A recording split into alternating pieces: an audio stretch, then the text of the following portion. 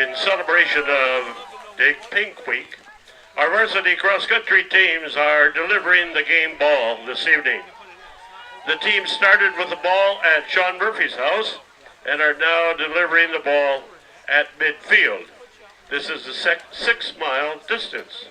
Please join us in thanking our varsity cross-country teams in their effort to support Fight Pink, Fight, or Fight Pink, or Dig Pink Week.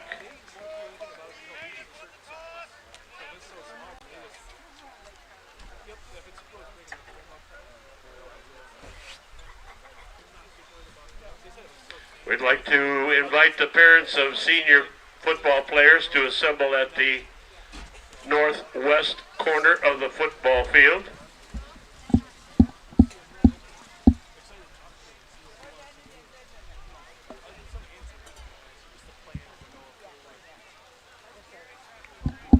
With some serious advice in the press box, they suggest I announce that as being under the scoreboard.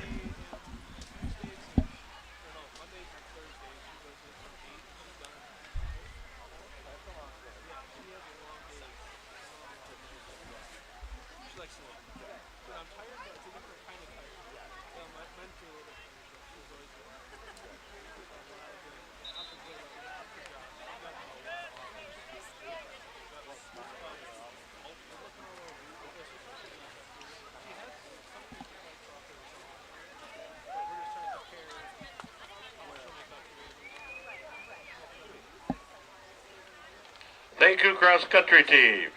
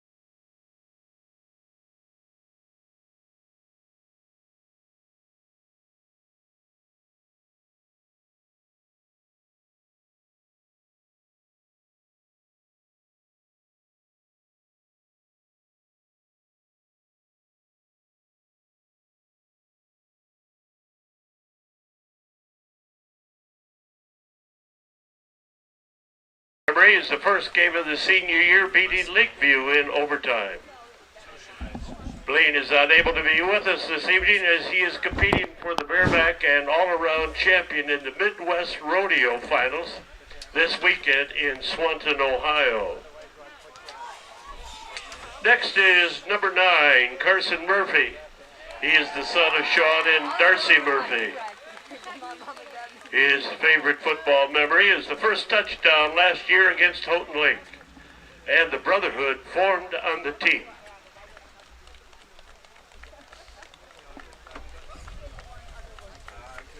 Next is number 17, Kason Whitbeck. He's the son of Brock and Nicole Whitbeck. His favorite football memory, coming back to football for my senior season, and in the first game, getting a sack and a whole bunch of tackles.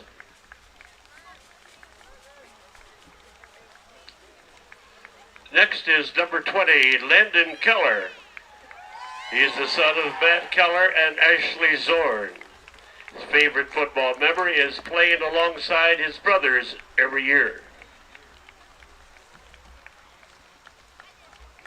Next is number 56, Brett Bentham. He is the son of Andy and Jesse Bentham. His favorite football memory is being pulled up to the varsity his freshman year. And number 66, Benjamin Tripp. He's the son of Brad and Emily Tripp. Favorite football memory? Singing on the bus before and after games with the teammates. I like that singing idea.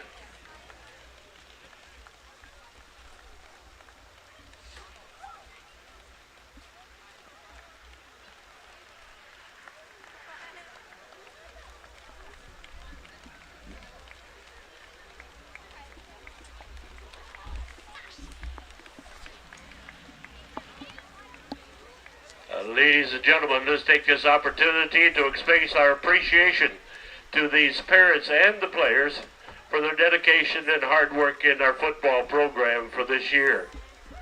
Thank you, folks. Let's give them a hand.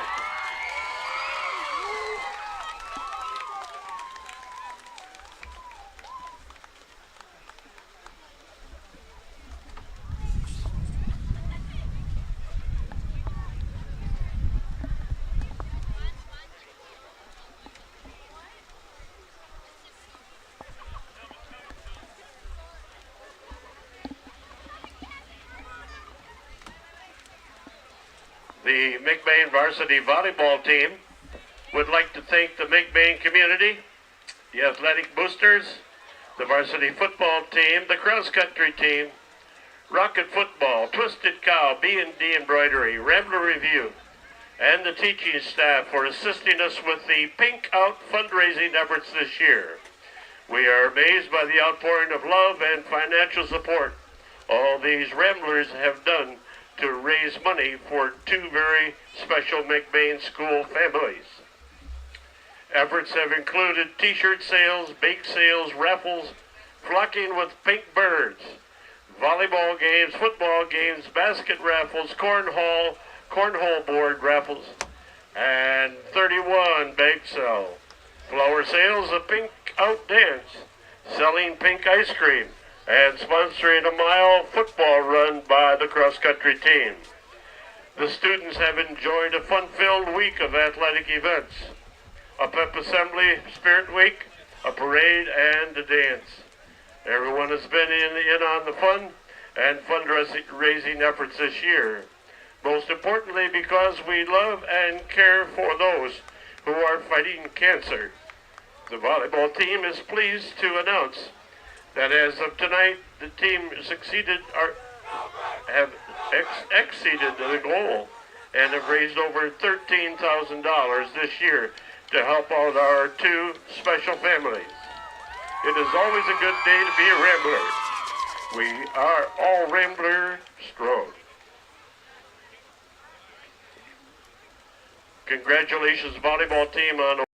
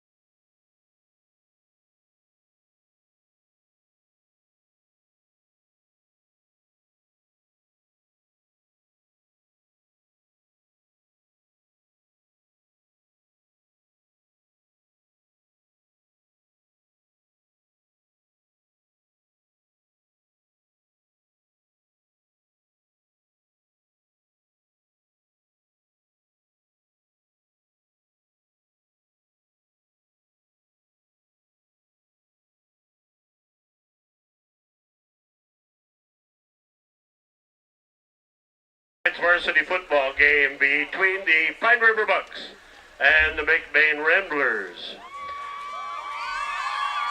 Will you please stand and sing with the McBain High School Marching Ramblers our national anthem?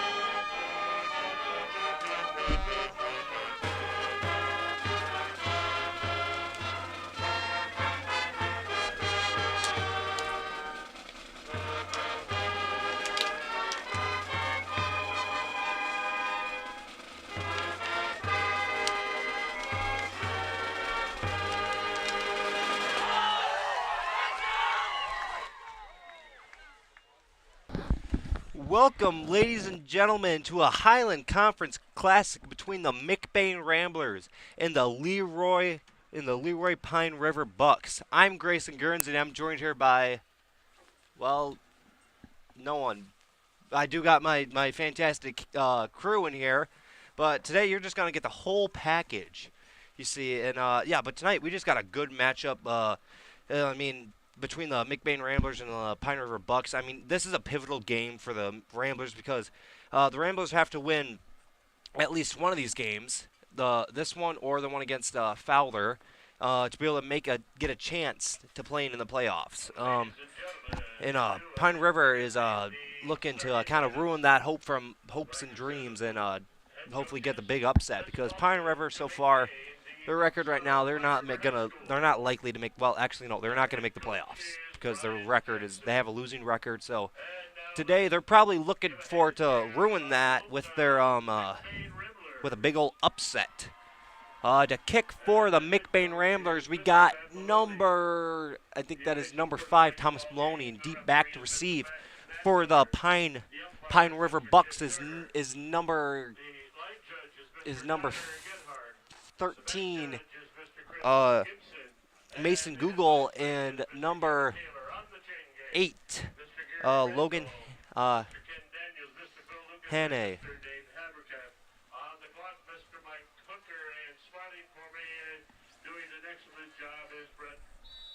But yeah,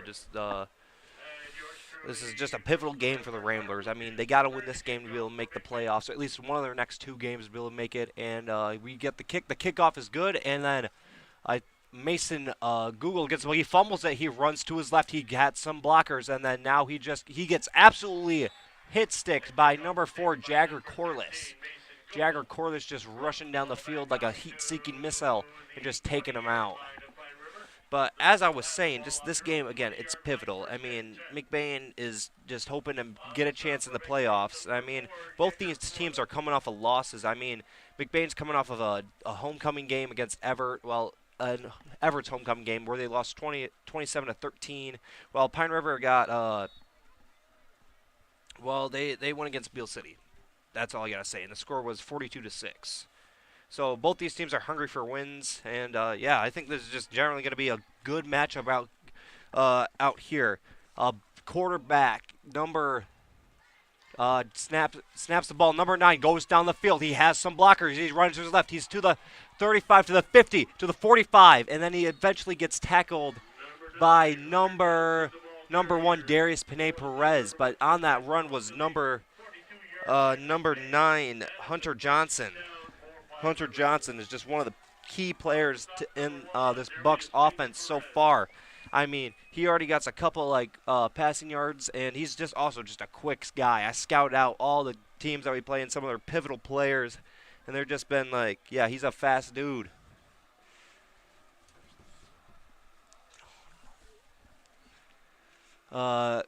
Mason in the backfield takes the snap, hands it off to number 21. and he gets swallowed up by a pack of Ramblers on the run. Number 31, my bad, Ryder Holmes. I mean, again, he's one of the other key players on this Bucks offense. And yeah, he's just, by what I've seen, he looks like a strong runner. I mean, he's built big, he's fast, and I mean, it's just hard to bring him down because one, he's not the tallest dude out there, but he's strong. He's definitely strong.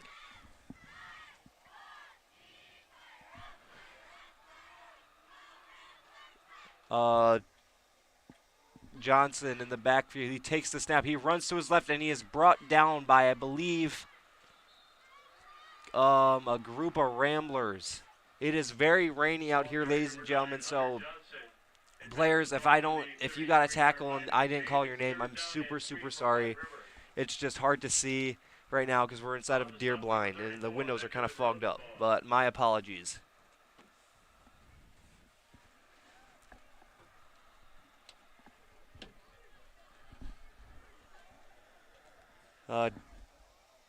Johnson in the backfield takes the snap. He runs to his right, and he gets swallowed up immediately by a group of tacklers. I think that was number 9, Carter Murphy.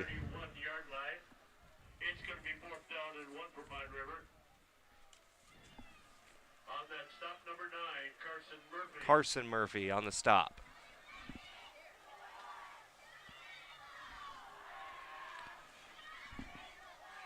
Johnson under center. Looks like pistol formation. Kind of looks like the old T formation that the Ramblers used to run. Johnson talking to Whitback. No, the Ryder Holmes. Johnson talking to Holmes. They take the snap, hands it off to Holmes right up the middle, and he is swallowed up immediately. There's just a pushing game right now, and then he is brought down at about we don't know if he'll be brought down. It will be a first down. So far, this Bucks offense just looks very, very quick. I mean, their formation is very simple, and it's working so far. I mean, they got Hunter Johnson in the backfield. Excuse me, and he's a quick guy.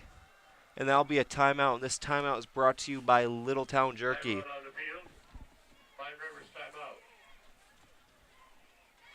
time I'd like to introduce to you the cheerleaders for tonight.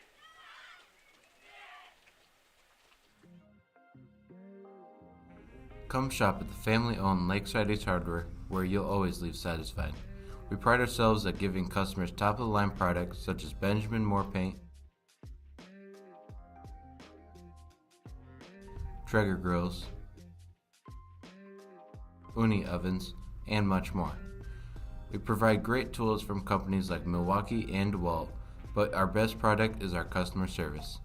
Our friendly staff is always happy to help you get what you need to make a perfect house better.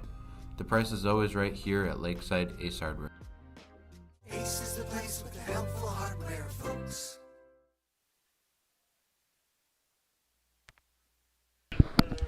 We are back. Some of the Windows problems got dealt with, so we shouldn't have that as a problem that much anymore. But again, at quarterback, we got Hunter Johnson. Again, like I was saying, he's a fast runner. He's also like, he can also throw it too. So he's basically just like a dual threat quarterback. It looks like pistol formation, number 7 motion. Hunter Johnson hands it off to number 7. He goes to the right. He has some room, and then he's eventually brought down by number 3, Eli Wilt. But number 7, Tanner Prosh, was on that run. And he'll be brought down to about, again, the 20-yard line. Again, but yeah, both these teams have had like some history. I mean, the past like 5 years. Let's actually, next timeout, we'll look at their team's past 5 matchups. Johnson in the backfield, pistol formation, hands it off to number 31. He goes right up the middle, and he's brought down by, I think, initial contact was number 66, Benjamin Tripp. But, yeah, Ryder Holmes is, again, just a pivotal player on this team. He's a strong runner, pretty fast, too. And, I mean, he's been doing a lot of the heavy lifting for this Buck offense, and just been doing a great job in general. Johnson under center. Johnson takes the snap. He will hand it off to I think that is number 31, Ryder Holmes. And that he'll get about like a 5-yard gain on that. But yeah, both these teams have had past 5 matchups. I mean, let's just look at this season so far. This season so far, the Ramblers have scored like 160 points in total and have allowed 175, which is only 15 more than they have scored, which is it's unusual that a team that has allowed more points than they've scored has a winning record. But all right, back to the game. Hunter Johnson under center.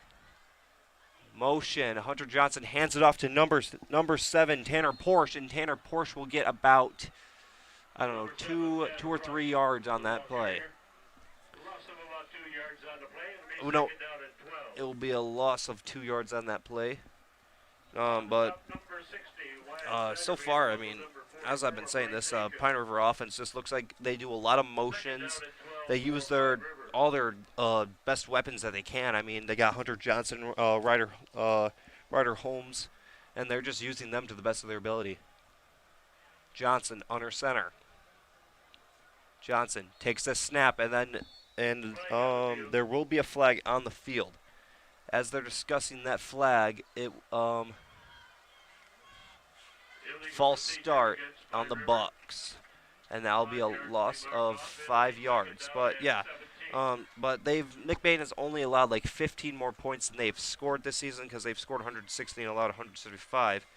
But the main reason why that's like boosted up a little bit is because, I mean, Beale City. Simple answer, Beale City. Beale scored 48 against them. So that boosted it a lot. But all right, Johnson under center takes the snap, and then I think it's going to be a fake handoff. Johnson's going to keep it, and then he's going to try to find some room, and he's hit hard by Bryce Acom at the outside, and will get a gain of about 1 yard or so. Oh, excuse me, back to what I was saying. But against Beale City, McBain allowed 48 points, which is like, I mean, yeah, it's like 8-man football numbers, which is, yeah. Well, Pine River has scored, so far in their season, they've scored 111 points and allowed 236. But, yeah, that's, I mean, it's not the best, but still, they're managing. Johnson under center. Motion. Johnson will hand it right off to Holmes. I think that'll be, nope, it will be a fake play. I think Johnson, and that'll be a touchdown. That was an amazing play. Number 10, Damian Jackson, they just did a good trick play right there. Damian Jackson was all the way towards the left side of the field. He started motioning off, and then they had a bunch of running backs. They had Ryder Holmes, Tanner Porsche just in there moving, and then they eventually handed it off to they eventually handed it off, and then he was able to run it for a touchdown. And now they'll go for the 2 points, and the kicker for the Bucks is going to be, I think that is number 3, Nathan Marks. Nathan Marks, the kick is off, and it is good, and Pine River will be the first to score in this game. I mean, yeah, Pine River's coming to this game. They got nothing to lose. They don't have a spot in the playoffs, unfortunately. And what they want to do is they just want to ruin McBain's day and hopefully prevent them from going to the playoffs. It's just like how the Lions did to the. Well, actually, you know what? I'm not going to bring up NFL in this. But as I was saying, like Pine River has allowed 236 and scored 111 points. But now let's talk about the past 5 matchups these teams have had. Last year it was a kind of a shutout. McBain won 46-0 at Pine River. I was actually there announcing that game. It was, it was interesting. It was just the same exact weather as it is right now, pouring cold and just miserable. And the kickoff for the Bucks is Nathan Marks, but and then in 2021. And back for the Ramblers is the freshman Landon Kurt. He played on JV for a little bit, then he got moved up to varsity. and he's been doing a pretty good job so far. Oh. And it looks like there is going to be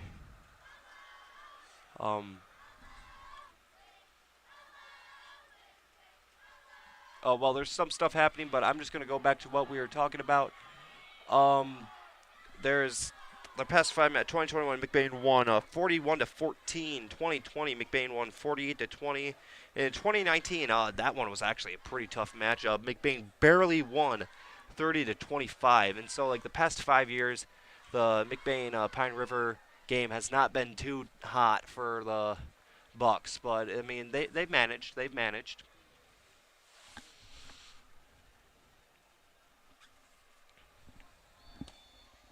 Nathan marks to kick off for the Ramblers. And the kick is off. And it will be a little bit of a short kick. Landon Kurt able to get it. Landon Kurt runs to his right and puts down the old shoulder and is eventually tackled by number 84 James Rogan. Roger. Okay.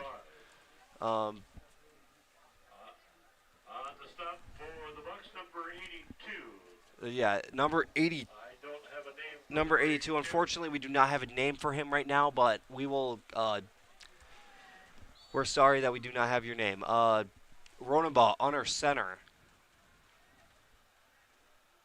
Takes the snap, hands it off to, I think that is Blaine Houston. He has some open ground, and then it is fumbled, but luckily it rolls out of bounds. Nope, sorry, that was Landon Keller on the run, and it was popped out of his hand. Yeah, but luckily it rolled out of bounds, so it wasn't very bad for the Ramblers. I could see that being very bad, but yeah, this so far this Pine River team has just been doing pretty good. I mean, they've been doing good on defense. They've been good at tackling technique. They've been just wrapping up. I mean, we only seen one spot so far of them being on offense, but it's fine. Ronenbaugh pistol formation. Bryce Aiken. Well, nope. Single back. Ronenbaugh. Motion, Caleb Miller takes the snap, hands it off to Caleb Miller. He's running to his left. He has a big hole. He almost gets brought down, but he's still driving. He's still pushing, and he's eventually brought down by a heap of Bucks. He gets it all the way to the 41-yard line, and that'll be a first down for the McBain Ramblers. It is pouring out there, ladies and gentlemen. Oh, my goodness. Luckily, I'm in here to bring you some great announcing. These two have played each other since the birth of the Highland Conference back in, well, actually, let's get down this play and I can tell you some sweet, fun facts. Ronenbaugh, under center.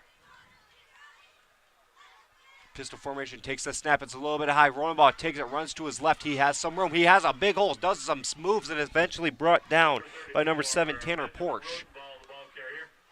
But back with what I was saying, Pine River and McBain have been playing each other since the creation of the Highland Conference back in 1972, which was, let me do the quick math real quick, 51 years ago. I'm surprised I was able to get that. I'm usually not very good at math.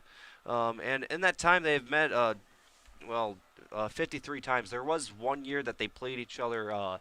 Twice, which I think that was 1970, towards the beginning of their. The creation of Highland Conference. But back to football. Ronenbaugh under center, pistol formation. I think they're going to just make Ronenbaugh do a QB sneak on this one. Ronenbaugh takes the snap, runs to his right. He has some lead blockers. He's wrapped up and he is eventually brought down by, I believe, initial contact was made by number 67 or number 69, Bobby Lilly. But back with what I was saying, now both teams have traded off blows, but their overall record is McBain 34, Pine River 19, and both sides have had winning streaks over the others. If you didn't know, I mean, let's first start off with Pine River. They one time had a 7-game win streak lasting from 1984 to 1990, pretty long one. Ronenbaugh under center, pistol formation, Bryce to his right. Ronenbaugh takes the snap, hands it off to Bryce. He runs to his left. He has a hole, and then he just hits it hard. Is eventually brought down by number 69, Bobby. by big old Bobby. I like that name. It's an interesting name. I don't met very much individuals named Bobby, and it's just I like it. But yeah, from like 1984 to 1990, which it's very impressive since it's Pine River. I mean, having a 7-game win streak over McBain.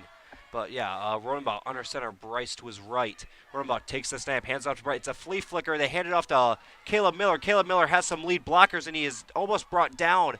Initial contact was by number 3, Nathan Marks, but then he's able to trip Miller, and then he's brought down by number 69, Bobby.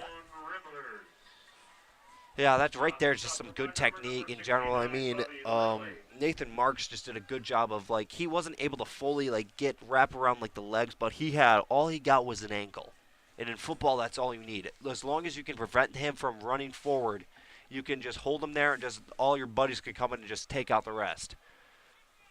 Rodenbaugh under center. Bryce to his right. Takes the snap, hands off to Bryce Acom. Bryce Acom sees a hole. He drops his shoulder and is brought down by number 7, Tanner Porsche. But, has Pine River 7-game win streak, 1984, 1990, yada, yada, yada. We said that. Now, McBain's longest streak is actually 6 games, lasting from 1993 to 1998. And there have been 3 other streaks that lasted 6 games. Those years were from 2008 to 2013.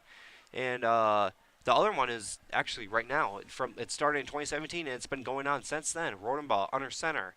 Bryce to his right. Rodenbaugh takes it to his right. He has a hole. It is brought down by Bobby Lilly. Bobby right now, I mean, in Rambler Review, the thing I made is we have a defensive player of the game, and Bobby right now, he already got 5 tackles, and I mean he's doing pretty good right now.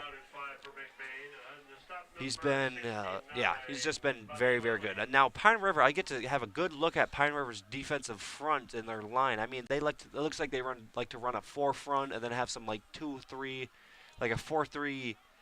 I think that is a 4-3-3. But yeah, they just like to run that. Rodenbaugh under center, Bryce to his left. Rodenbaugh takes the snap, hands it off to Caleb Miller, and Caleb Miller gets a hole, and the initial contact by number 75, Paul Frere. And then he just had number 69, Bobby, come in to help clean it up. But yeah, but the other game-winning streak is 2008 to 2013. That was 6 games. But right now, there's a streak that started in 2017. And if Ramblers win this streak, they'll have their streak will be tied with, well, how am I going to be able to say this? So if they win this game, they'll have a 7-game win streak, which will tie Pine River's longest game-winning streak against McBain. All right, but that's if they win this game. Rodenbaugh, singular, back there all by himself. Rodenbaugh, motion, Bryce Acom. Rodenbaugh takes a snap, runs it to his right. He has some lead blockers. He hurdles a dude, and then he dives for the end zone, but he'll be stopped 1 yard short. Just shows the athleticism of Benjamin Rodenbaugh. I mean, he's able just to dip and dive. He's even like tough enough to drop his shoulder and get some yards the good old-fashioned way. How the old heads used to do it, just drop that shoulder. You might get CTE, you might get a concussion, but that doesn't matter. I mean, at least you got a yard off of it and a touchdown. Which we take football like held very seriously. So if you're on that football field and you feel a little bit daisy, a little bit not like how you used to, go check a doctor to go see if you have a concussion, because those over time can really affect your brain. Rodenbaugh, Bryce to his left. Rodenbaugh takes the snap, and it's fumbled behind his back. He dives on it, and that will be a loss of about 3 or 4 yards. That'll be a loss. Yeah, that'll be a loss of about 9 yards. Actually, they'll be on the 10. Just inside the 10. And that will be the end of the first quarter. The score is Pine River 7, McBain 0. But back to my fun facts. If the Ramblers win this game, their game-winning streak will be to 7 games. It'll be tied with Pine River's game-winning streak. But since we got just a low-scoring game right now, I'm going to talk about these two teams have had some pretty big blowouts of each other. I mean, most people won't expect it, but there's been some pretty good big blowouts. And Pine River and McBain, I mean, they've gone against each other for like 51 years now. So, first, Pine River. Their largest win over McBain was in 1989. The Bucks stabbed their antlers into the Ramblers, winning 40-0. They just dropped their horns and just stabbed them right in the gut. And then, but on the other hand, McBain's largest win over Pine River happened in 2002, and it was so bad that they had to activate the mercy rule because it was just ruthless. And the score to that one was 60-8. By the end of the first half, it was about 34 to 0. But most people don't understand how hard it is to get 60 points in football. I mean, it's like it's not that hard in 8-man, but it's just hard to get 60 points in football. Rodenbaugh takes the snap, and he gets sacked, but he's got out of it. He runs to his right. He has some open ground, and then he breaks a tackle, but is eventually brought down by number 81, Brandon Gunnet, and number 75, Paul Freyer. Our main man, number 69, Bobby, almost got back there and sacked him, but Bobby wasn't holding on too tight, and then Rodenbaugh was just able to slip out of that like a fish. And just is able to get a couple more yards. I mean, Rodenbaugh is just like, I'm surprised he doesn't get dizzy because he spams that spin move like it's Madden. Or it's like he's trying to do a video game combo. But yeah, it was 60-8. Some people might not think that that's that much, but to get 60 points in football, you have to score like 8 touchdowns, which is crazy. Yeah, you have to score like 8 touchdowns, and I mean, it's hard. And also, like, let alone like kick the extra point. And yeah, but that was like the team that for McBain, if you didn't know, the 2002 team was the team that made it all the way to the football state championship, and eventually, sadly, lost to Schoolcraft 7-26. That team is known around here for having the only NFL player in from the McBain to go there, Dan Bazine. Rodenbaugh under center. Takes the snap, he runs it right up the gut himself, runs to his right, and then he just drops the shoulder. And he gets in there for a Rambler touchdown. And the Ramblers will respond to Bucks score and score their own. But yeah, just again, the one thing too is that this McBain team is young. I mean, it's mostly comprised of juniors. I mean, there's only like 6 seniors on this team so far. And one of the younger guys on it too, Thomas Maloney, will go out to kick for the Ramblers. Ball snapped and is fumbled. Thomas Maloney picks it up, and then he runs to the outside. He throws it, and is intercepted. Wait. It is intercepted. I mean, Thomas Maloney, he's the... Yeah, he did. It was an incomplete pass. It was almost got intercepted, but Thomas Maloney doing a good job right there. I mean, he plays the quarterback on the JV team, so he just did a good job right there of grading the ball, ran to the outside. I mean, he didn't throw like the prettiest of throws, but still, he just had good job on Thomas for just getting initiative and getting like thinking fast and running to the outside and trying to look for a pass. But yeah, that will be no good, and now the Ramblers will be down by 1 point. Right now it's a close game. Let's talk about Bucks close. Well, actually, you know what? How about I'm just gonna lay off the fun facts. I mean, I've been just giving them to you like Littletown Jerky gives up Rambler Review Jerky. Fortunately, we don't have Littletown Jerky. We're sad, Ebles. We love your jerky. It's just right now we don't have it with us. I'm sorry.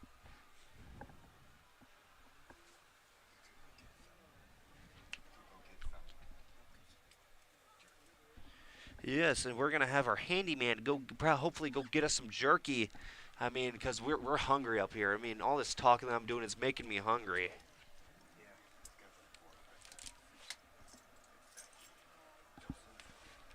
Thomas Maloney kicks, the ball is off. Back deep to receive for the Bucks is number 8, Logan Haney, and then he gets about a couple yards and he's eventually brought down by number 5, Thomas Maloney.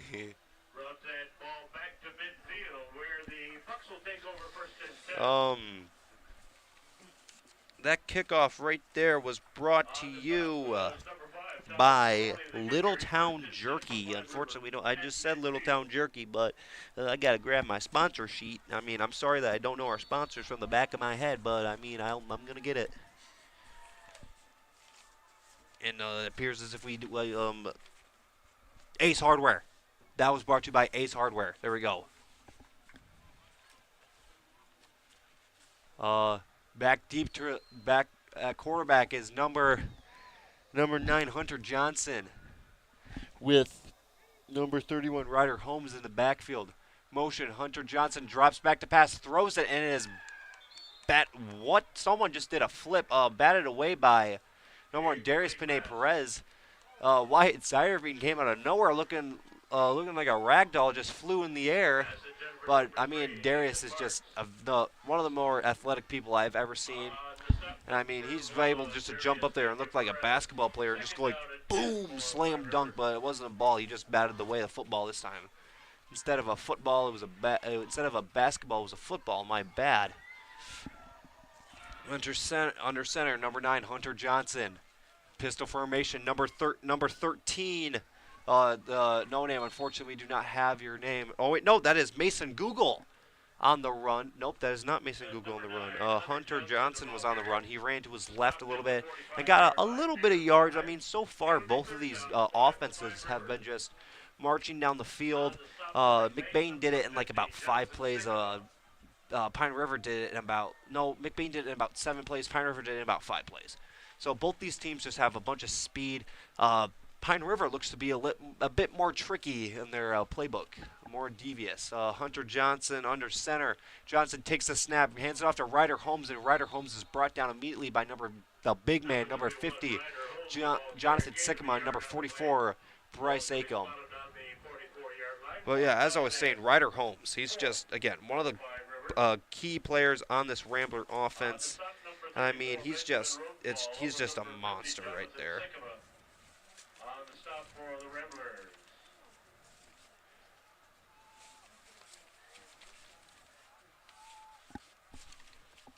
Johnson under center. Pistol formation. Johnson takes the ball, hands it off to, no, it's a fake one. He passes it to, I believe that is number 13, Mason Google.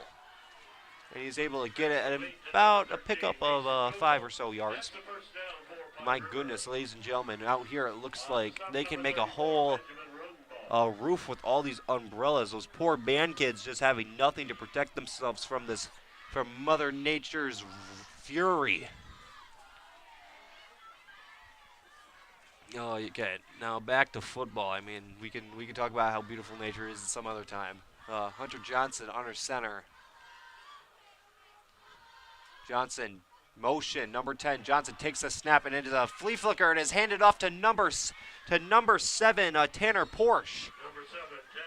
Tanner Porsche runs out there and is about to got a couple of yards, but I mean, like right now, this Bucks offense, again, they are tricky guys. I mean, they've been just doing some trick runs, trick passes, and I mean, they're really good. They're even fooling me up here, and I mean, I'm very good and experienced at seeing where the ball is at, and it's tricking me.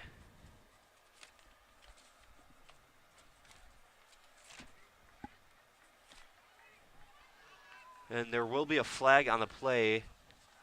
I did not catch what it was. Back to the 44-yard line. It's brought back to the 44-yard line, which will make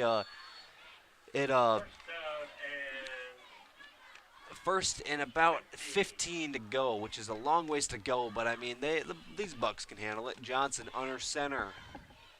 Johnson takes that snap, hands it off to, it's a fake, and then it is brought down immediately by Wyatt Sycamore.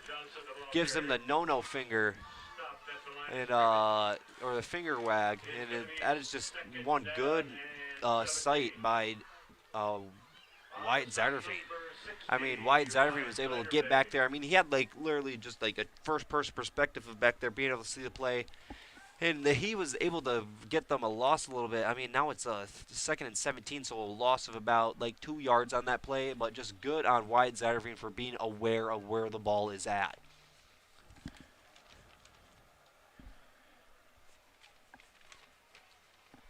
In the backfield, it is Johnson.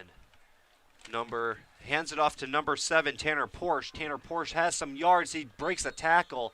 He's eventually brought down by number 11, Brett Ealing. Yeah, so far, like, I mean, I've said so far a lot. Aware of that, but I will stop saying so far because they've just the Bucks have just had a very, very like tricky offense. I've said this before. I mean, the thing about tricky offense is that you don't have to be really fast if you're just good at faking it. I mean, that's one thing. I mean, people learn this is that when you're doing fakes, look like you actually have the ball. Johnson under center hands it off to number 7, Tanner Porsche. Tanner Porsche gets a couple of yards and is eventually brought down by number 11, Brett Ealing, and number 60, Wyatt Zyderveen. And there will be a substitution. Number 10, Damian Jackson being brought out, and number 13, Mason Googles being put in. I mean, he played yesterday. He played in the JV game. By what I saw, he looks like a very, very good very good player. I mean, they put him mostly at wide receiver. He's a tall guy. He's very athletic too. So yeah, he's just probably going to be one of the key players on this Bucks offense. Johnson under center, pistol formation. Googles in motion, hands it off to Google, and then it will be a flag on the play. Bryce Hakem with the tackle gets up, and that's some good sportsmanship right there. I mean, Jonathan Sycamore was able to fix his pad because, I mean, football players all know what happens. When you get a tackle, sometimes your jersey gets underneath your pad somehow, then you just got to fix it. But, yeah, that will be 4th down, and then it will be turnover on down.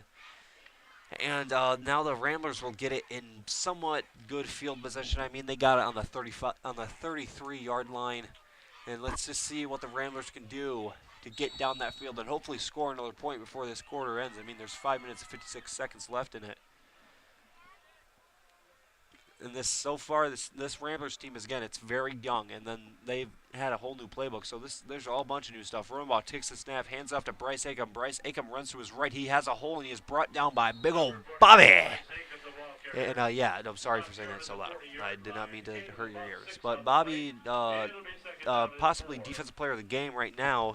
Bobby is just, so far he's had a total of about, I would say last time we checked, it was like he had 5 tackles, so he has a total of 8 tackles right now. So he's doing pretty good so far for the Bucks. Rodenbaugh under center back there by himself. This has been, I think they might have made a new formation because I haven't seen this one in any of the other games. Rodenbaugh takes the snap, pulling guard Brett Bentham. Rodenbaugh has some open room, and he is eventually brought down by number 3, Nathan Marks. But right there is just a good execution of the play. I mean, they are able to get the pulling guard out, Brett Bentham. He was able to take out one of the main linebackers that could have just stopped Rodenbaugh right in his tracks. And he was able to get a few extra more yards off of it. I mean, also Rodenbaugh is just super athletic, so he was able just to probably like get at the outside and outrun them, or probably just like juke them out and spam the spin move.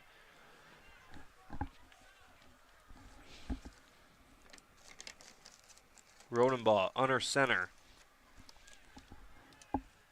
Takes the snap, hands off to Caleb Miller, which runs to his right, has some lead blockers, and he's eventually brought down by number 8, Logan Haney.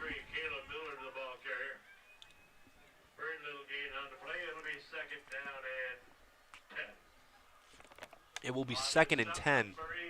Also, shout out to water, too. That's a good thing, too. Everyone should drink it a lot.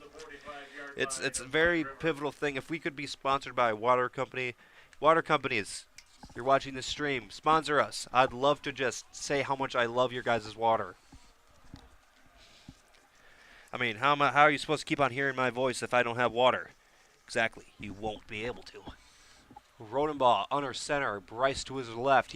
Rodenbaugh takes the snap, runs to his left. He has some lead blockers, and there is a flag on the play, but he's brought down by number 69, Bobby.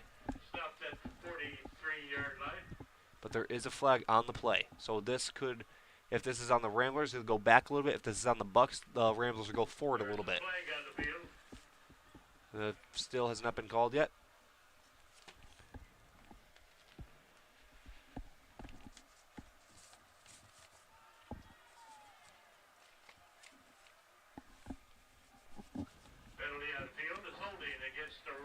It will be against the Ramblers, so the Ramblers will go back a little bit on the field, but, I mean, it's not that bad. I mean, they still got some chances to go down the field and score. So, all cool. It's all cool. We're fine. Don't freak out. It's good. And we still got a couple of more yards till we got a first down. I mean, it is 2nd and 17, so there's a little bit of ways to go, but not that much of a ways to go at the same time. You know what I'm saying? All right.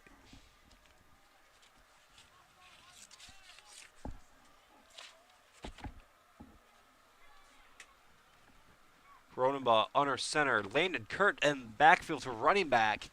Rodenbaugh takes the snap, hands it off to Landon Kurt. Landon Kurt runs to his right. He has some room. He breaks through.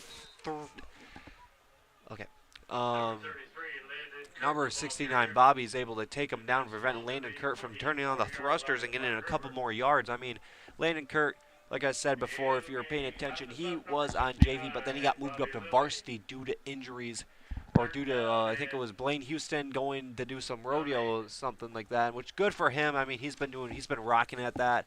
And Landon Kurt, I mean, he's a fine addition to this varsity team. I mean, he's young, he's fast, and he just can, like I said, he can turn on the thrusters and start going all the way to the moon. Landon Kurt to Rodenbaugh's right, pistol formation. Rodenbaugh takes the snap, hands off to Landon Kurt. Landon Kurt runs right up the middle. He has a gap. He is trying to outrun. Only person that can catch him is number 7, Tanner Porsche. And Landon Kurt will run all the way to the end zone for a Ramblers touchdown. Wow, this freshman's varsity career has been going pretty good so far. I mean, the Everett game, he scored his very first touchdown. And just, yeah, he deserves all of it. I mean, he's a great athlete. He's a fast runner. He does track. He does a lot of sports. But, yeah, just good for Landon Kurt. And, I mean, good for the Ramblers offense, too, because they needed a score. I mean, there's only 2 minutes left in the first half. So there's not that much time for the Bucks to be able to do something. But it has been done before. So I will not say that it's impossible for them to score, but it's highly unlikely. Rodenbaugh back in the backfield all by himself. Rodenbaugh takes the snap. He runs it to the left, and then he has a hole. He goes through it, and then he is good for the 2-point conversion. I think initial contact to bring him down was number 3, Nathan Marks. Tried to stop him and did a good job of just wrapping up and being able to take him down, but unfortunately he could not stop him long enough for him to not get the touchdown. So far, it's a pretty close game. I mean, McBain 14, Pine River 7. And let's just take a quick look at some of the close games that these two teams have played. Pine River and McBain, I mean, yeah, they've had some pretty close games, surprisingly. Sometimes, I mean, nowadays Pine River isn't known for being the best at football, but they're making it. They're doing their thing. In 1988, Pine River and McBain were both of them were 2-1, and they're looking to get in the second place or the runner-up for the Highland Conference really badly. I mean, both these teams wanted it. I mean, who wouldn't want it? And a couple hours before, just like right now, it was raining. And it made the field muddy, but the game was back and forth. Eventually, the last 5 minutes, McBain drove from the 25 to Pine River's 10 and scored and barely made a field goal to win 23-22. And that's the closest game I could find. Pretty interesting. Thomas Malone to kick off, and it is a little bit of just a straight kick, and is recovered by number 14, Brandon Marr. Well, yeah, that was like a pretty close game between those two. I mean, 23-22, and I mean, I watched a little bit of it because somehow I was fine. If you know me, I like my information, so I went scavenging through the through the Internet Archive, and I somehow find that game on footage. And yeah, but it was it was very like grueling. It was on this exact field, McBain's football field or sports complex. And it was just a very like grueling game. I mean, it was back and forth, but eventually McBain was able to score, and then make the yeah, and barely make the extra point, and was able to win 23-22. Johnson under center hands it off to I think that is to nope, Johnson will keep it. And you see, look at their trick offense is tricking me. I mean, he's brought down by number 23, Caleb Miller. But yeah, this Bucks offense is just, they're tricky. They're tricky, just like the song. I forgot the lyrics of the song. I would sing it, but I just don't remember the lyrics to it. I'm very, very sorry for that.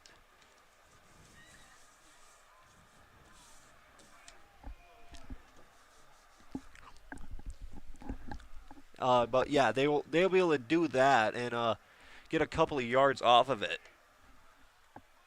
And there will be a play. I'm very, very sorry, ladies and gentlemen. I wasn't paying attention. I won't do that again. I'm very, very sorry.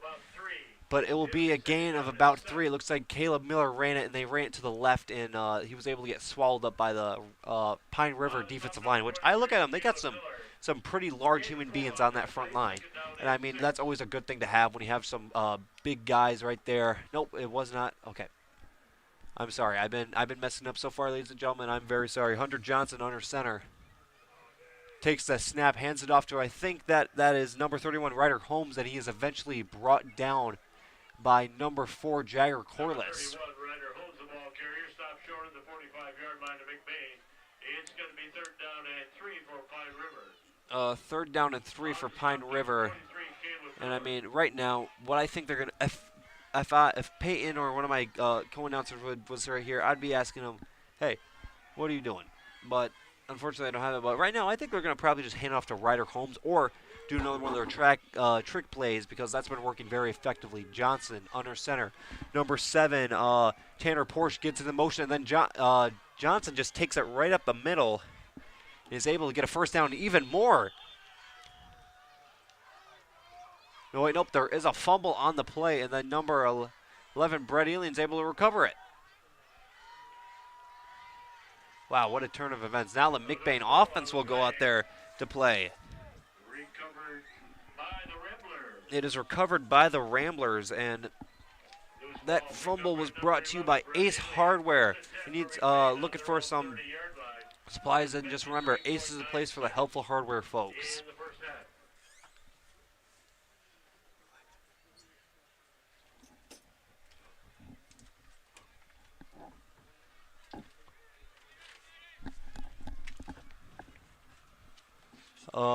Ronenbaugh under center. Bryce to his left. Ronenbaugh takes the high snap. Bryce is able to go through a hole and hits it hard. Eventually brought down by number 69, Bobby. I think that's how you say it. How I say right now, I really like saying that name, so I'm probably gonna just keep on saying it like that. Well, I'll probably stop because if you don't like me saying that, then just send feedback. Well, I would place my email in the description, but for feedback on my announcing, because I just want to make, ladies and gentlemen, you watching, give you guys the best experience that you can, and the best thing you can hear to watch this broadcast. Both these teams have had like pretty impressive playoff history. I mean, right now this game is going to depend on if McBain goes to the playoffs or not. I mean, they need to win this game or the next one to make the playoffs, in which I'm not going to say they're not going to, but the game against Fowler is pretty good. And I mean, I don't see it likely that, I mean, miracles always happen, but I just don't see it likely that McBain's going to win that game against Fowler, because Fowler is right now predicted to win go to the state championship for Division 8. Ronenbaugh under center. Landon Kurt to his right. Ronenbaugh takes the snap, hands off to Landon Kurt. Landon Kurt goes up the middle, and he finds a little bit of a hole, drops his shoulder, and is eventually brought down by number 75, Paul Frere. Stopped at the 35-yard line. 3rd down and 6. On stop number 75, Paul Frere. Yeah, Landon Kurt will come out in a substitution. I don't know who will be substituted in for him. It looks like it'll be Bryce Acom.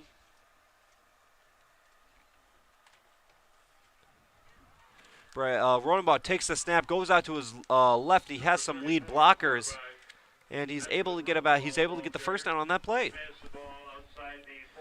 I'm just gonna give another shout out to Littletown Jerky today. We do have some jerky. Thankfully, one of our crew members here was able to run down and just went on a heroic charge to get some of that jerky, and he was able to come back up with it. And we have mild flavor today. I would say my partner to indulge, but it looks like I don't have one today. So.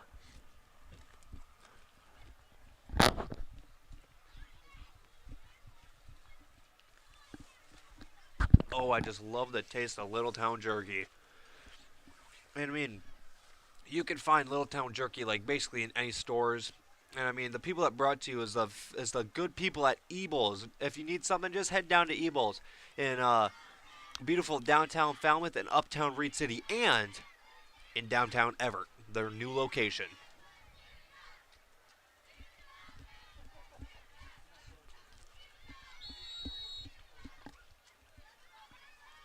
Rodenbaugh under center. Bryce to his left. Rodenbaugh takes the snap. He looks for a pass. I mean, it's raining, so he's not going to get that far. And Rodenbaugh has a huge gap. He has a massive hole, and he is about taken down, but he's able to break it. And he's still driving forward, and he's eventually brought down by, I believe, number 3, Nathan Marks, and number 72 or 70, Cody and Wainstead. But that will be on the Pine River 7. As you can see, our amazing band's out there getting ready to perform. Performed for the Pine River crowd.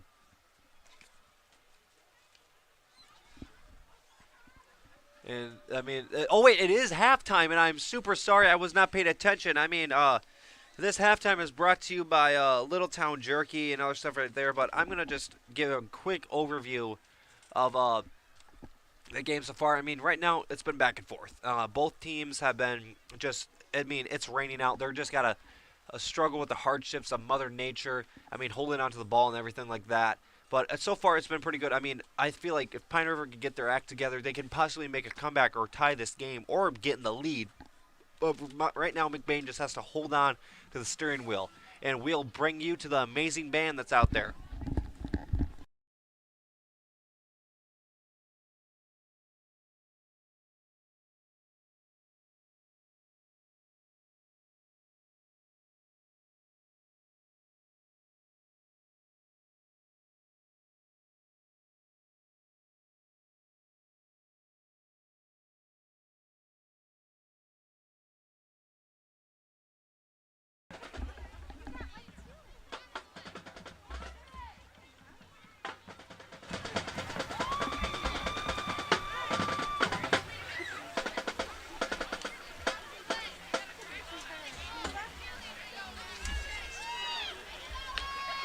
The high school band and Mrs. Wiggins would like to honor and recognize the hard work and dedication made by the seniors and their families.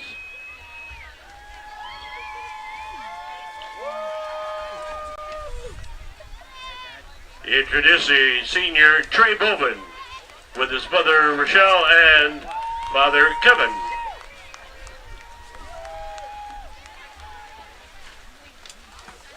Cole DeRider with his mom and dad, Amy and Dave.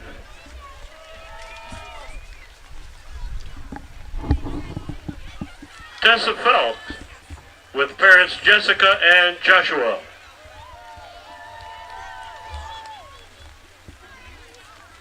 Chloe Johnson with mom Megan and dad William.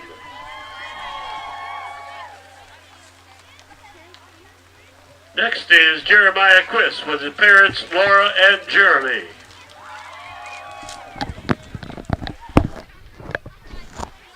Next is Rebecca Smith with her mother and father Kimberly and Michael.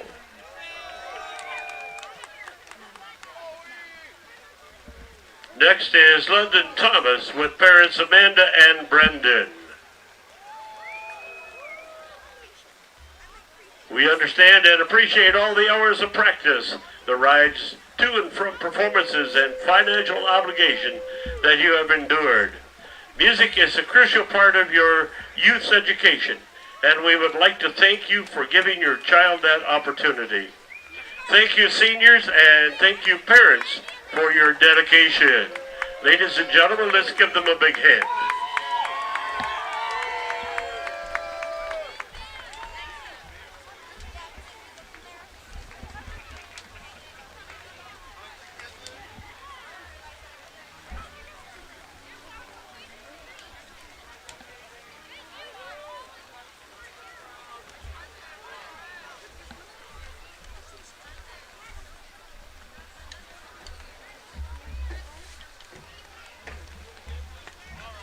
Drum major Shauna McLain and Isabel Roosevelt, is your band ready?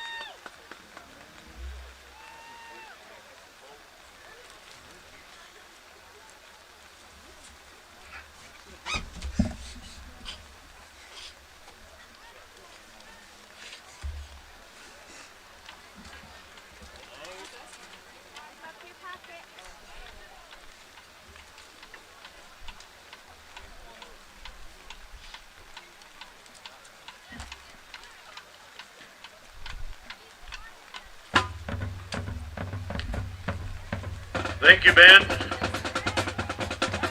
Mrs. Wiggins and high school band would like to thank all the community members for their support of our music program. A beautiful night to be in the band, isn't it?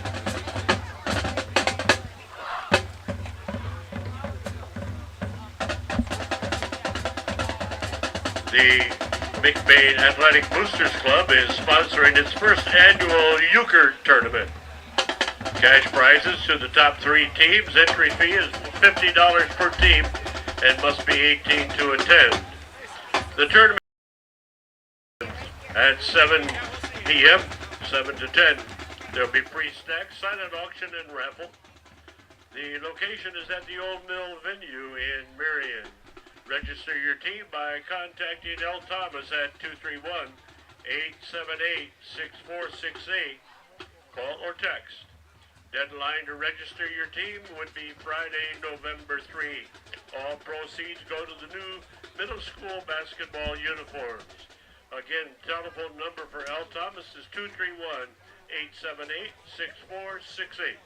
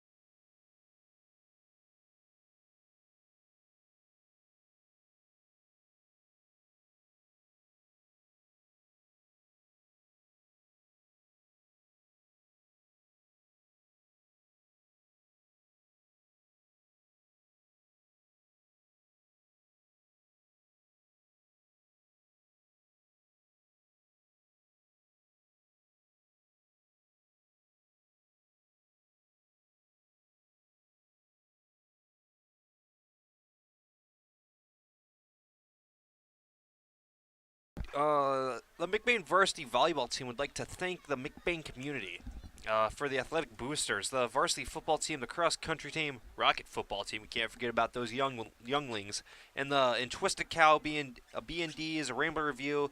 Yeah, us. You gotta mention us, and the teaching staff of this amazing establishment. Assisted in our Pink Out fundraiser efforts this year.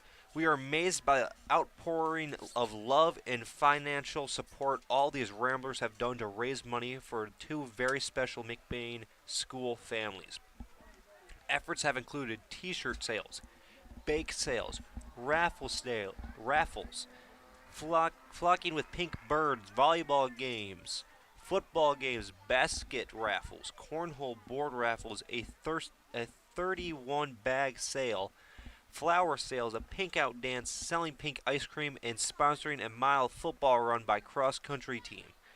The students have enjoyed a fun-filled week of athletic events, a prep assembly, spirit week, a parade, and a dance. Everyone has been on the fun. And those who are fighting cancer, the volleyball team is a pleasure to announce that as tonight we are exceeded our goal, and we have raised over $13,000. My goodness, that is a lot of money this year to help out our two special families. It is always a good day to be a Bainer. We are all Ramblers strong. Yep, just shout out to the family. I know cancer is just, it's, once you hear it, it could just drain your soul fill your soul, drain your soul with a bunch of things. It could drain your soul of happiness. You could think that hope is lost, but one thing that I was always told by my father is that just keep on fighting no matter what happens. I mean, you might go to the bare minimum, the bottom of the pit, and you might not think you could be able to climb out, and all you see in the top of it is a little speck of light. But you just got to keep on just putting your hands in the dirt and climbing up that wall. You will make, it does not matter. It could take you a long time to get up that wall, but every inch matters, and you will eventually get out of that. And you will find happiness, hope, and fulfilling joy. People with cancer, just keep up the good fight. The McBain community is behind you in every aspect of the way.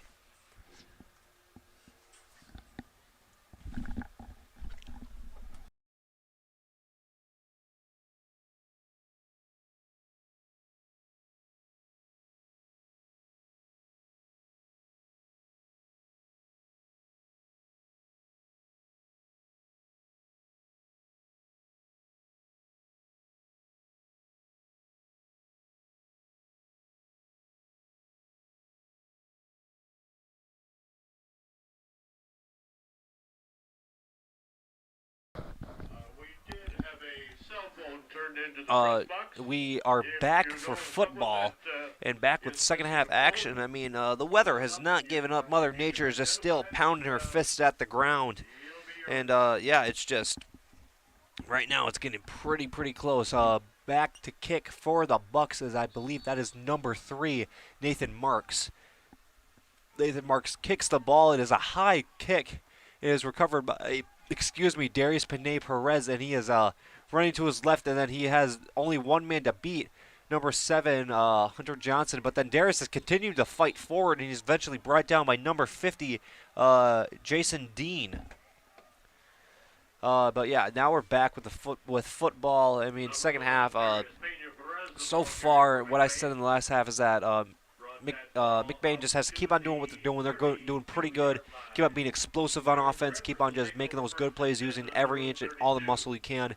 And Pine River, they need to do the same exact thing, but the McBain offense right now is just getting a lot of yards. So the Pine River defense needs to lighten up a little bit to try to stop that Rambler offense. Roundabout under center, takes the snap, hands it off to Bryce Acom. Bryce runs to his right. He has some lead blockers. He drops the old shoulder and still gets some yards.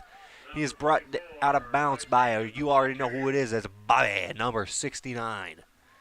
Bryce right there just did some good old head football by just dropping the shoulder and just getting some good old yards the hard physical way. I mean, it's more safer now to do that. I mean, you're not going to get CTE because those helmets I literally played with were just simply made out of like out of kitchen napkins. So, yeah, but still, just a good old way to get some yards. It'll be first and 10 on the 49-yard line. Rolling ball under center. Looks like pistol formation. Pine River looks like they're still running the forefront. Rolling ball, motion, Caleb Miller takes the snap. Rolling ball runs to his left. He has some blockers in front of him. He gets it a couple of yards, and he's still going. He's eventually brought down by Bobby, number 69, Bobby, and then I think also number 75, Paul Frere. That's also a cool name. That sounds like a name of a character in a movie. Paul Frere. Sounds like a baseball movie. Yeah, but I like that name. The Bucks have a very cool names. I like them a lot. I'm not trying to be mean, but they just have some very good names. Their parents did a good job of naming them, being able to match them with their last name. Like Hunter Johnson, that just sounds clean. Ben Runabaugh takes the snap, hands it off to Caleb Miller. Caleb Miller runs to his right. He has some lead blockers. He has one man to beat him, and he kind of just walks into the defender, and then he's eventually brought down by number 14, number 7, and number 69. Those names are number 14, Brandon Lahr, number 40, I think that was number 57, Caleb Gepford, and then number 5, Jericho Holmes. And the 30-yard line. It's pouring out. I mean, it's raining. I've said that enough. But those, again, like the poor fans. I mean, the devoted fans down there. Shout out to Rod. If you don't know who Rod is, it's the super fan. But yeah, he's probably out here somewhere. Rolling ball under center. Bryce to his right. Rolling ball takes the snap, hands it off to Bryce. Bryce breaks a tackle, and then he gets just hammered by a herd of Bucks. Number 3. And number 31, number 3, Nathan Marks, and number 31, Ryder Holmes. A gain of about like 2 yards, so it was like a pretty like decent drive, but yeah. We got 9 minutes and 50. The clock is counting down, so I'm not gonna we're in the 9-minute range. All right. Rodenbaugh talking to the huddle. This McBain offense, I mean, they've recently just upgraded from the good old-fashioned McBain T formation. I mean, you still have some resemblance of it, but they used to run that, and now they just got more of a pass option type offense. I mean, it's very effective. I mean, their entire team's just built for it. Rodenbaugh takes the snap, runs to his right. He has some lead blockers. He breaks through a little bit, and then he still is going, and then eventually brought down by Ryder Holmes, or pushed out of bounds by Ryder Holmes. Rodenbaugh right there just did a good job of just having like a bunch of open space. The blockers, linemen, not appreciated enough. We need to have like National Offensive Lineman Day, in my opinion. I mean, they just did a good job of just getting some more yardage off of that and just being able to make it so Rodenbaugh can just go down the field without getting tackled. Pine River still rocking with that forefront. Some of their bigger guys up front. I mean, they got number 75, Paul Frere, number 60. I think that was number 64. Charlie Lee. I'll read off the other names. Rodenbaugh under center. Is fumbled by Bryce Acom, but Rodenbaugh took the snap. It is still going, and I think that might have been recovered by. Nope, it will be recovered by McBain. That's one of the things about playing football in the rain is that it's going to be wet, and then guess what? Wet on things makes. If you guessed wet, then you get a good job. But yeah, it gets that, and then it makes everything slippery, and so it's hard to hold on to it. And then yeah, especially in a football. I mean, a football, they are meant to be played in dry weather. I mean, you can make an argument for that, but we're not going to start that argument. But yeah, it's just the ball gets slippery and it's hard to hold on to in the long run.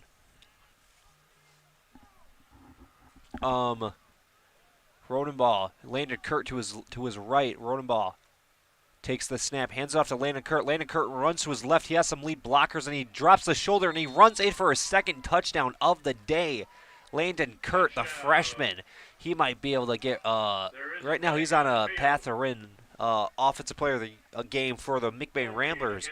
If you didn't know how I do it, is that I do defensive player of the game and offensive player of the game for both teams. So, like, I would get some guy on the Pine River and say he won defensive player of the game for Pine River, and then this guy won offensive player of the game for Pine River. And then I'll say this guy won offensive player of the game for McBain. This guy won defensive player for McBain. You get the gist. All right, you got it. But I think nope. Wait, is I think the Ramblers are going for 2. Yes, they are going for 2. Was there a flag on the? There was no touchdown. My bad. Rolling ball under center. Landon Kurt to his left. He takes the snap, hands it off to Landon Kurt. Landon Kurt is going downfield. He gives a stiff arm, but then he is held onto by number 7, and he's still going, still standing on his feet, but is eventually pulled out of bounds. Good sportsmanship right there by number 75, Paul Frere. I mean, he saw that Landon Kurt's pads were a little bit out of his jersey, so then Paul Frere came over and was like, hey, I can help you fix your jersey, and then put his jersey back on top of his pads. Good sportsmanship right there. But again, on that defensive play, Tanner Porsche did a good job of just grabbing onto Landon Kurt, holding onto him, and the rest of the herd of the Bucks came in to just wrap him up and finish off the food. It's like a bait pile. They just go right there. They just swarm to it. Pine River just got a bunch of big guys on their line, and then running ball right up the middle, and then he's breaks the several tackles, and he's still going, and he dives in for the touchdown. Ben Rodenbaugh just doing a good job of just driving those feet, keep on moving, never stop pumping your feet. That's one thing I learned from my pops playing football, is that once you get the ball and people are trying to tackle you, just don't stop pumping them feet. I mean, like, it's hard to tackle somebody when they're moving. And I mean, again, like, the legs are the main target for tackling in football. That's what they teach you from a young age, to tackle the legs, go for the legs. I mean, just full like dolphin dive right at them legs to try to stop him from going any further. But it's just, yeah, good job by Rodenbaugh for just pumping his legs and keep on going forward.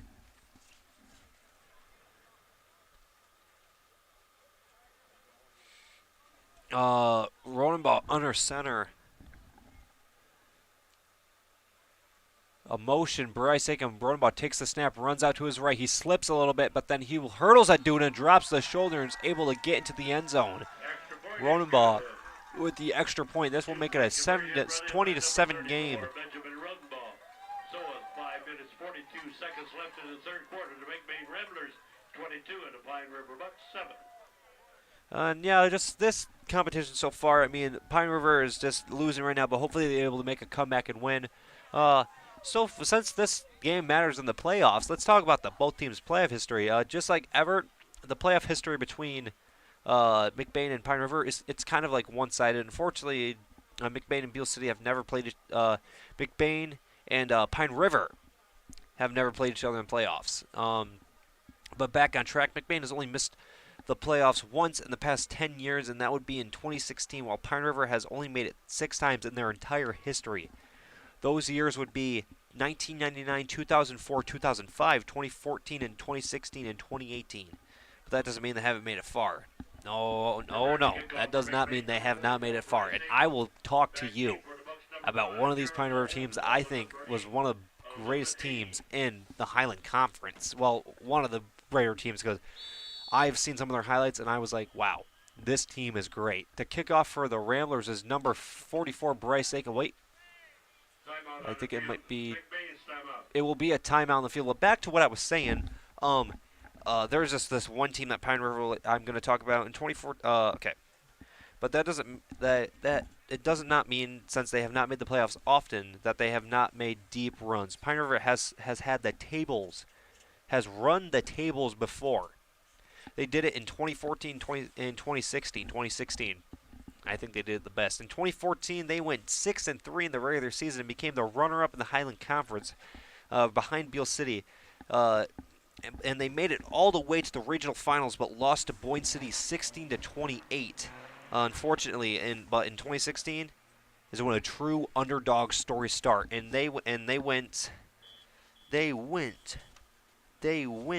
My paper's stuck together. They went. I will continue this story in a second. It appears as if my papers have been mixed up a little bit. I am super sorry, ladies and gentlemen, but my papers have been mixed up a little bit.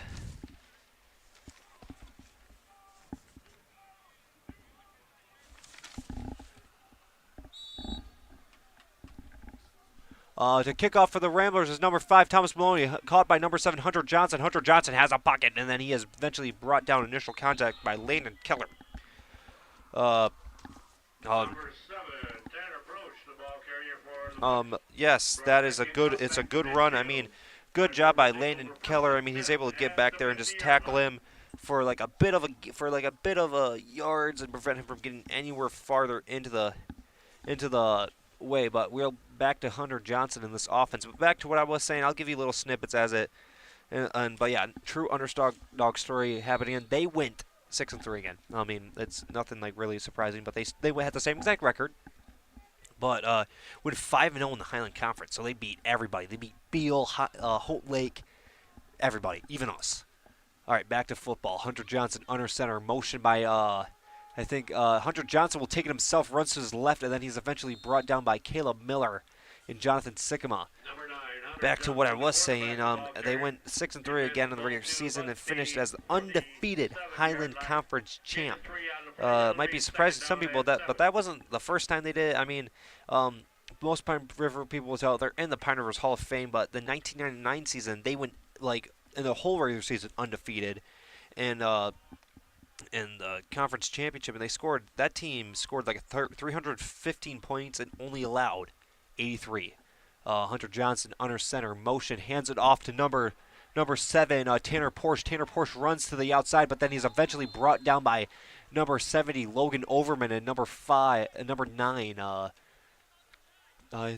9, Carson Murphy. And yeah, this McBain defensive line, you can already see they got a lot of big boys at the front of it. I mean, McBain, we're known for being tall, Dutch, and just like people, but we got like all marchers. We got small people, we got big people, we got big people, we got wide people, we got all kinds of it. I mean, it's great football players. I mean, it's just they're able to fill the gaps, and I mean, they're also all of them are incredibly strong too. We have a good weightlifting program as well. All right, I'll stop saying how good our program is because I mean, some people get tired of it. Hunter Johnson under center takes the snap, hands it off to number 31, Ryder Holmes, and then he is hit hard, and then Carson Murphy gets the ball, and he's brought down by number 3, Nathan Marks, and there will be a flag on the field. There will be a flag on the field. There are multiple flags on the field. But back to what hopefully this flag will not affect what happened for the Ramblers. But yeah, back on that one team, the 1999 Pine River team scored 315 points and allowed only 83, which is insane. But back on track, the 2016 Pine River team was in the playoffs, and they went off. In the pre-districts, they beat Harrison 35-12. In the district finals, they beat Morley Stanwood 14-7. And in the regionals, they laid a smackdown on Ravenna at 42-14. But alas, like all fairy tale stories, or all good things, they must come to an end. And unfortunately, they lost to Glen Lake 34-20 in the state semifinals, which it's sad, but again, that team is just one of the better teams that I feel like.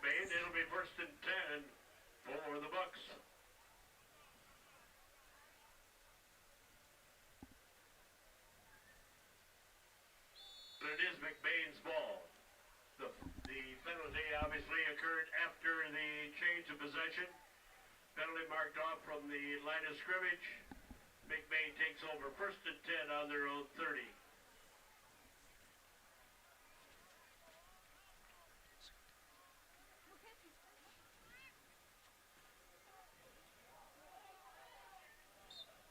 Number 44, Bryce Acom, the ball carrier. Bryce Acom, the ball carrier, and is brought down around the 10-yard line. Sorry for being silent for a minute. Some technical difficulties were happening.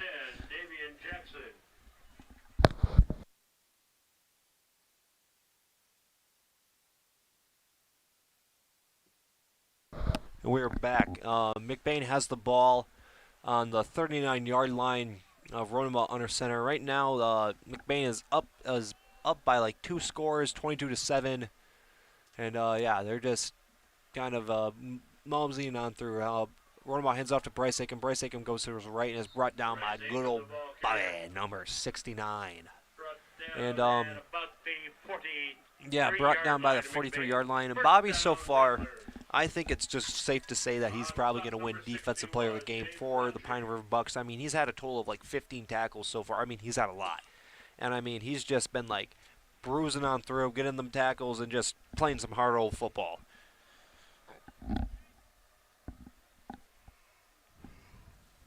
I'd like to thank some of our sponsors, Little Town Jerky, Ace Hardware, and Ebel's General Store, and also some of the downtown businesses in the business district of McBain. I'll mention those names right after this play. Rolling ball under center. Takes the snap, hands it off to Caleb Miller, which runs to his left, and he's swarmed by a herd of Bucks. And he has initial contact by, I believe, number 7, Tanner Porsche. And there will be no gain on that play. And it will be... On to stop number 7, Tanner Porsche.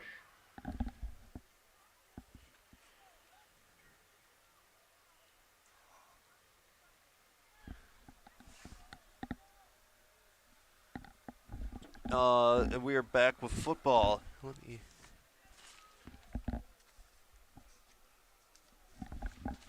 Rolling ball under center, single back formation. Rolling ball takes the snap, Bryce Aiken in motion. Rolling ball runs to his left, and he has some lead blockers. Jukes out of defender, and Bobby wraps him up and is just holding him there, holding him sky high. And Bobby is able to take him down at about the 36-yard line and just able to prevent him from getting any large amount of yards because Bobby is just like, no, running ball, my bad, is just a very dangerous man with an open field. I mean, he could just spam all the trick moves, all the spin moves, all of them. And I mean, yeah, he's pretty dangerous. So Bobby's just doing a good job of wrapping him up. I'd like to thank some of our sponsors, Kelly Pizza and Grill. You're hungry? You want something to eat? Head down to good old Kelly's. And I mean, they got everything you want. They got sandwiches, chicken, they got... I can't even name how many things they have because they just have so many things. And yeah, they just a good place to eat and just a good quality time to spend with the family.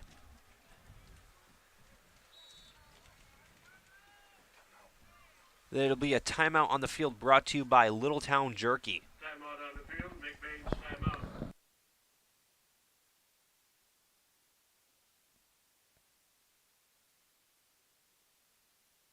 Here at Shepherd's Agency in downtown McBain, we are your local and trusted source for all your insurance needs.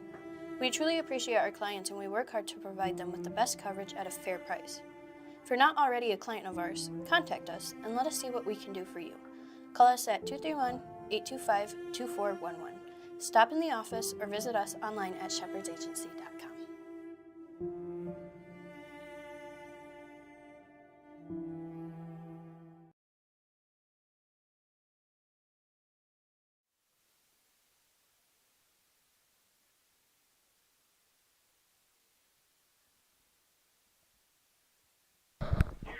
We are back.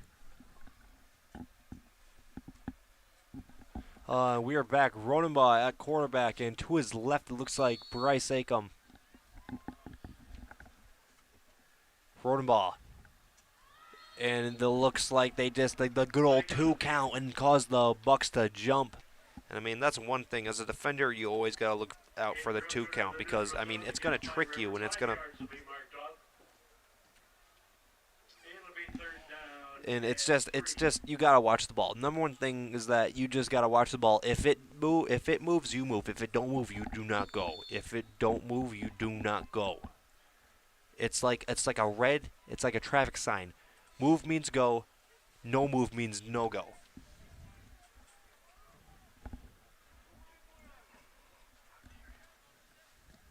Ronenbaugh takes the snap, runs it to his left. He has a hole and some blockers in front of him. Rodenbaugh turns on the thrusters, and the only man to beat him is number 6, and Rodenbaugh will dive into the end zone for his, I think, his second touchdown of the day. And Rodenbaugh just right there. The Ramblers had a good job of lead blockers and just being able to go out and get some large amount of yards. Rodenbaugh, like I said, he's a very dangerous man when he's in open field. But yeah, now the Ramblers will be up by quite a lot, and then just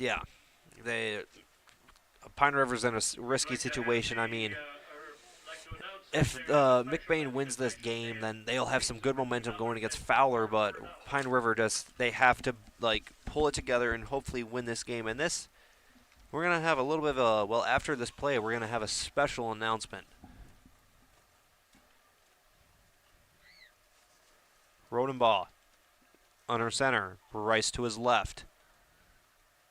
To his right. Rodenbaugh takes the snap, drops back to pass, does a little bit of a toss, and throws it to Caleb Miller, which Caleb Miller is able to catch it in the back of the end zone. And that will be an extra 2-point conversion for the Ramblers. But our special announcement is that that score was brought to you by Littletown Jerky. Right now we got a new flavor, not mild. We got honey barbecue, which personally, I don't think I've had it that much, so this is kind of new to me. So I'm going to indulge real quick, and I'll tell you what it tastes like. It's probably going to taste good because Littletown Jerky is like the best jerky in the world.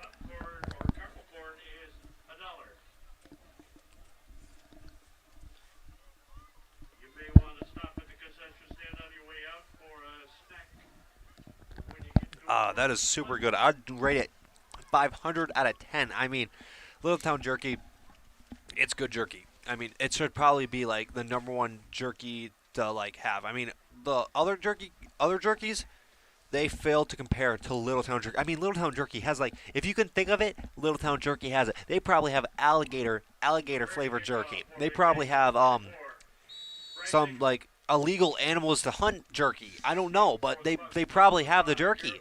The kickoff for the Ramblers is number 44 Bryce Acom, and it's a short kick, and is recovered by number 6, I believe.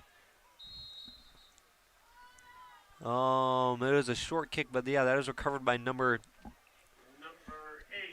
8, Logan Haney, on the ball carry. Brought that kickoff back to the 40-yard line where the Pine River Bucks will have the ball. First and 10. On the stop for McBain was number 25, Luke Hoytinga. Also, Littletown, I'm not saying that you do have animals that are legal hunt jerky. I'm just saying that that's how many flavors you have. That you might have animals that aren't legal to hunt as jerky, but you don't because that's illegal. So you probably don't. But you can just understand you have a wide selection of jerky to choose from. I mean, they should just open up a store called Littletown, and then just have it a bunch of jerky. Hunter Johnson under center. Motion takes the snap. It's a low snap, but then Hunter Johnson just runs to the outside. He got some running room, and he dips and dives and is avoiding some defenders. He's eventually brought down by number 1, but Darius Panay-Perez and 70 Logan Overman. I don't know, but it looked like that was moving in slow motion a little bit. I mean, you could just tell how wet it is out here. I mean, I thought I saw one guy slip like he slipped on a banana peel in a cartoon, going flying across the field. But yeah, it's slippery. And Hunter Johnson, he's just a hard man to take down.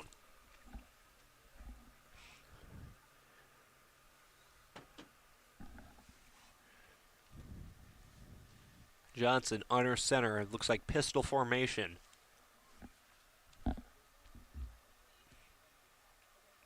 Johnson takes the snap, and then he hands it off to number 7, Tanner Porsche, and then Tanner Porsche is eventually brought down by number 11, Brett Ealing, and number 44, Bryce Acom. Well, as we were talking about Pine River's amazing 2016 team, I'm going to mention a little bit. Let's shout out our little buddies, McBain. We've had a lot of playoff success. If you want to check it out for yourself, go on to look up MichiganFootball.org, or just look up McBain Football, and then whatever one says MichiganFootball.org or something like that. Click on that, and then just scroll through it. You can see all their playoffs all the times McBain has made the playoffs. But yeah, back to football. Hunter Johnson under center. Hunter Johnson takes the pass, drops back the pass, and then throws it up and is intercepted. Oh, pass was intended for number 14. I think that's Mason, for number 13, Mason Google, but then is incomplete. Darius Panay-Perez almost intercepted it, but the rain strikes again. Mother Nature strikes again, and it just slips right through his hand like butter. And he's unable to get it. But back to what I was saying, has a lot of playoff success. McBain's one of the only 2 teams in the Highland Conference to make the state championship. The other one is Beale City, obviously, but yeah. Hunter Johnson under center takes the snap, and looks like some confusion, but then it's dropped, and he handed it off to Tanner Porsche, but I think Tanner Porsche might have fumbled it, but luckily I think Pine River got it back. But they're one of the only 2 teams in the Highland Conference to make the state championship. McBain is. They made it in, of course, 1993 and 2001 with Dan Bazine. Both were losses, unfortunately. One of them was 1993. They went undefeated and were able lost 0-7 to Men in the state championship. But then one of the other teams that used to be really, really good in the Highland Conference was Marion, but they're no longer here. But you can learn about that and watching the latest episode of McBain's Legends of the Game podcast called called Across the Field, or me and Thomas Maloney, the kicker for McBain, talk about the old rivalry between Marion and McBain. Go check it out on Rambler Review Student Productions, or go onto the Rambler Review channel. Go look at that little bar where it says like channels, click on that, go down to where it says Rambler Review Student Productions and watch it there. I would very much appreciate it. Right now the show's doing pretty good, but in that episode we talked about the old Marion versus McBain rivalry and why it stopped. But back to this game. But yeah, just both these teams, I mean, the Ramblers have gone like undefeated in the Highland Conference as well. I mean, they did it in 2011, 2002, 2001, and 2000. That entire like 3-year period of the 2000s is when like they're undefeated in the Highland Conference, and also they're undefeated in the Highland Conference in 1993, and obviously undefeated.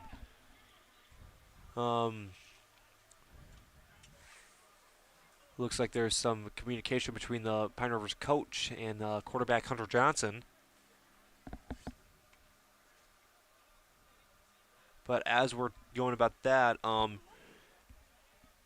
of the teams that McBain has had that have gone undefeated in the regular season, like won every single one of their games, is the 2020 team, which there's also another podcast episode about that on McBain's Legends of the Game, 2000 and 1993. In which that'll lead great into our other segment when I bring it up. The both teams' Highland Conference Championship seasons. Hope it looks like somebody's shoe was untied, but hopefully he'll get that figured out and we'll be back to football.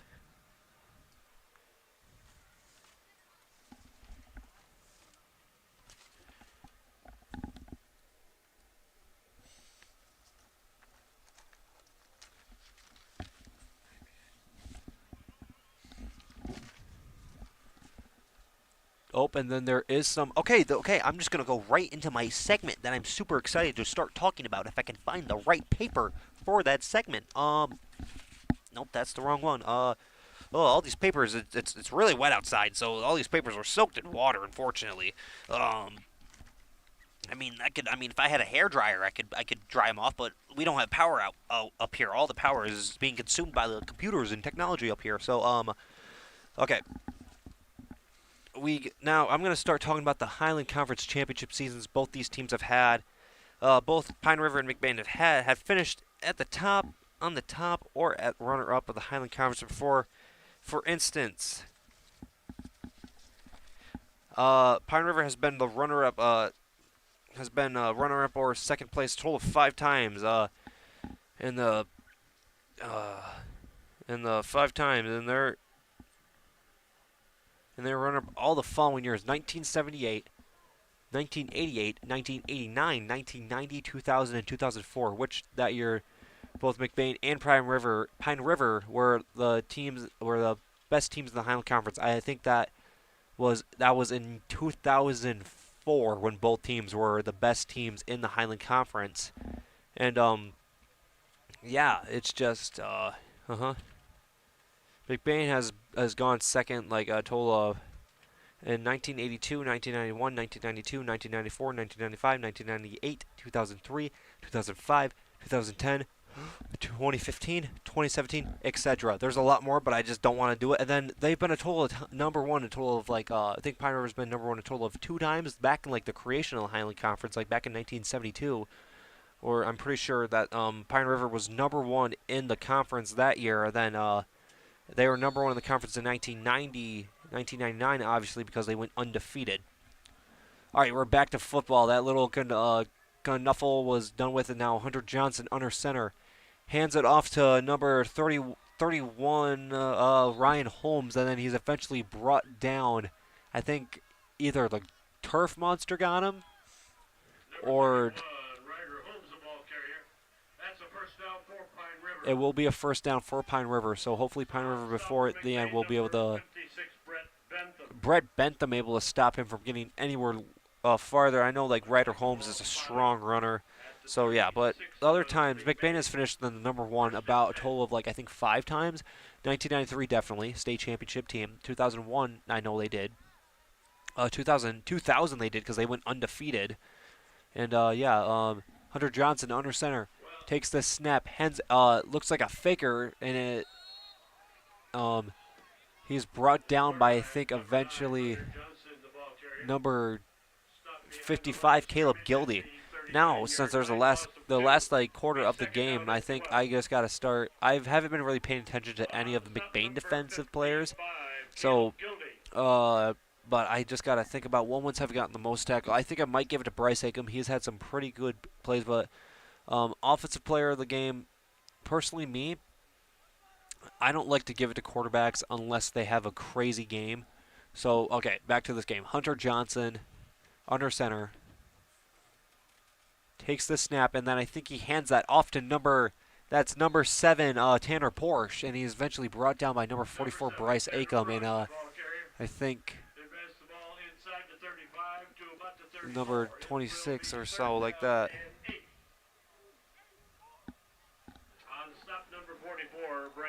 Yeah, Bryce Acom with the stop. It is very cold out here, ladies and gentlemen. I mean, we're inside of a hunting cat, like a deer blind. We got this little heater that's fighting the cold as hard as it can. It's like, yeah, it's trying its best. Hunter Johnson under center takes the snap, hands it off to a new face, number 10, Damian Jackson, and then Damian Jackson turns on the thrusters and gets the first down. I think he's brought down by again Bryce Acom. Damian Jackson, the ball carrier. I don't know about you, but I'm getting hungry for some Little Town jerky, if I can find it. If I could find my Little Town jerky, there will be a timeout, but again, we're having honey barbecue, a flavor that I'm just trying. It's pretty good. We'll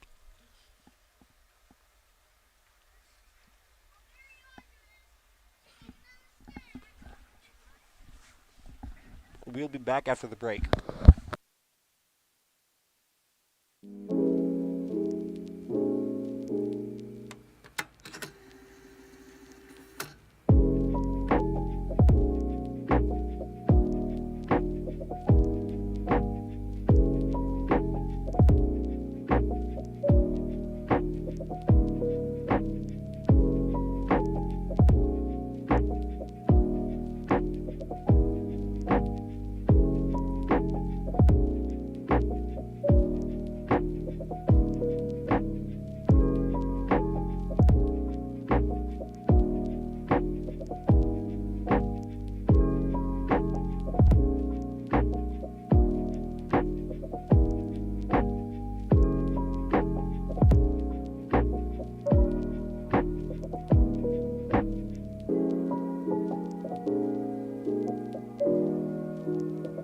Looks like pistol formation. We are back.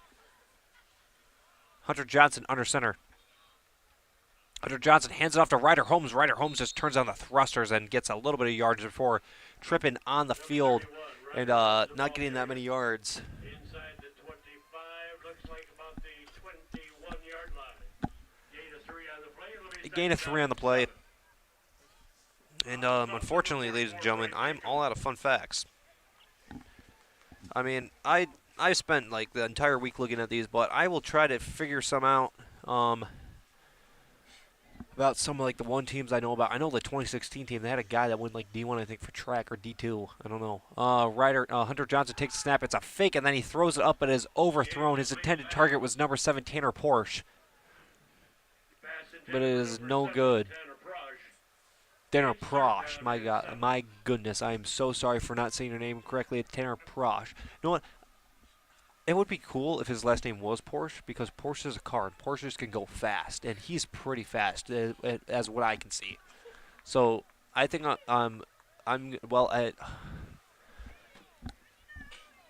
forgot how to say your last name, like how it's supposed to be said. I'm sorry. But I'll keep on saying calling you Tanner Porsche because I think that you're fast, and Porsches are fast. Well, I think some of them are. I'm not a really big car guy. Hunter Johnson under center. Takes the snap. Number 10 on Hunter Johnson just takes it right up the middle, and he is brought down by a herd of Ramblers. Initial contact, number 9.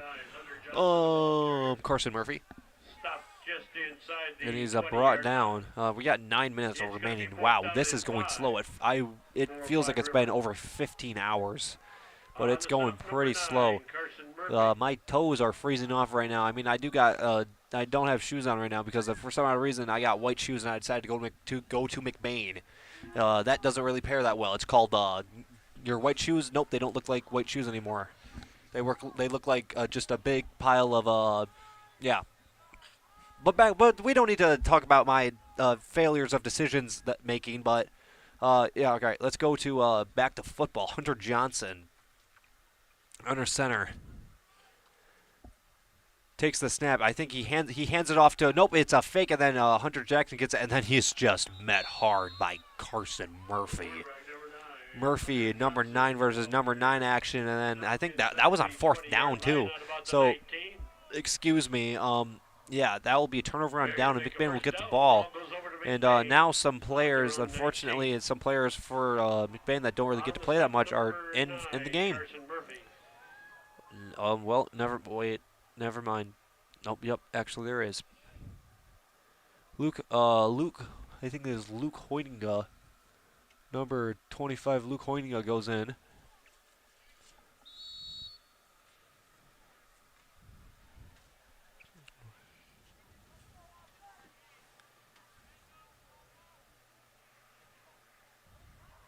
Rodenbaugh under center. Pistol formation. Luke Hoyninga goes on. Luke Hoyninga takes the ball and he goes for some yardage, but then he's just met hard by, I think that's number. Oh, you already know who it is. That's number 69, Bobby. It's good old Bobby. Which he's definitely right now. He's going to win Defensive Player of the Game for Pine River because, I mean, it's Bobby. It's Bobby. He's built different. Bobby's built different. And again, I'm not making fun of you, Bobby. I just generally like that you're named Bobby. I've never met a human or known a human that's named Bobby, but now I do.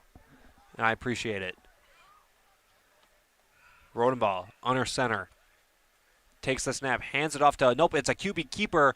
Rodenbaugh goes right up the center, and then, he breaks free somehow. He gets some open yardage, and he's eventually brought down by number 14, Braden Lahr. He brings the ball to about the 32-yard line. I mean, the one unfortunate thing about like games that are such high scoring is that I mean the good thing is that some of the backups, people that don't really get to play that much, they get to go in, and I mean that means a lot because backups they don't really get to play that much, and yeah, so they get to go and get their chance, their moment of shining, their moment of like to show what they're made of and stuff like that. But then if you're the losing team on that side, then I usually would not like to send in backups, but when you send in backups, you're usually just admitting that, hey, I don't think we're going to run this one, Chief. Rodenbaugh under center. Hands it off to Landon Keller. Landon Keller tries to get some yards, but is brought down behind the line of scrimmage by number 75 and number 10. 75, Paul Frere, and then number 10, Damian Jackson. Number 20, Landon Keller. The ball carrier stopped at the 30-yard line. Loss of about 3 yards out of play. It'll be second down and 13. On the stop, number 76.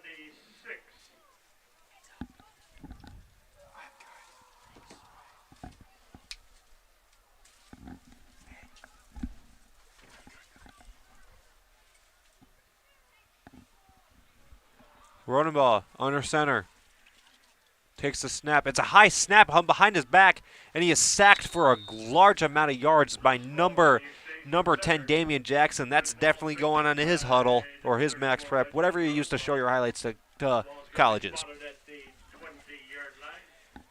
And luckily, I mean, unfortunately, I'm getting teared up by saying this. We're out of jerky. We're out of jerky. And but luckily, our amazing people down at the concession stands brought us up some amazing pizza. Instead, I'm so sorry, but this pizza will be good, but it will not replace the empty hole that I have. That little jerky. Wait. We have some. We found some. All right, Cronenbaugh under center. Takes the snap. He runs to his right. He has some open room. He keeps on going, and then he is eventually tugged out of bounds by number.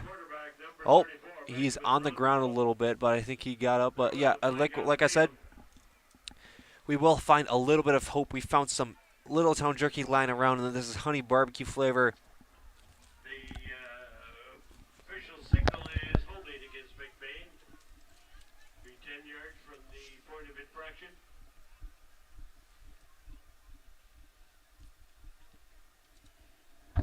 Sorry, ladies and gentlemen, I just had to take my time indulging in that jerky. It's super good. I can't even describe how good this jerky tastes.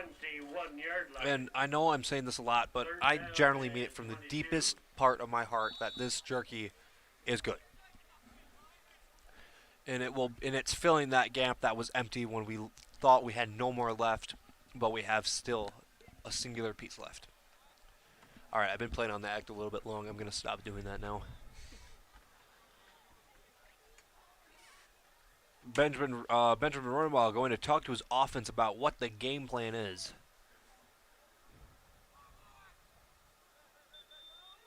Oh. There is a timeout on McBain. The McBain Ramblers call the timeout, and we'll see you right after the break. And this timeout is brought to you by Little Town Jerky. McLain Transmission and Auto Sales. Transmission repair and vehicle sales in Northern Michigan. Locally owned and operated. Being a member of the community means that we take pride in the work that we do for our neighbors.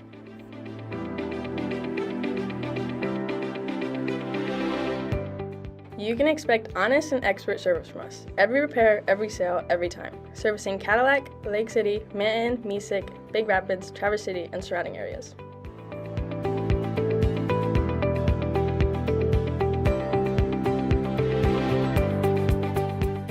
Located on 2730 South LaChance Road, Lake City, Michigan. Call us at 231-779-1394 or check out our website at McLainTransmission.com.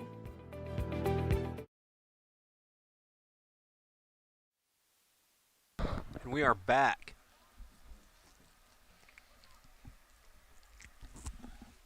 Sorry about that.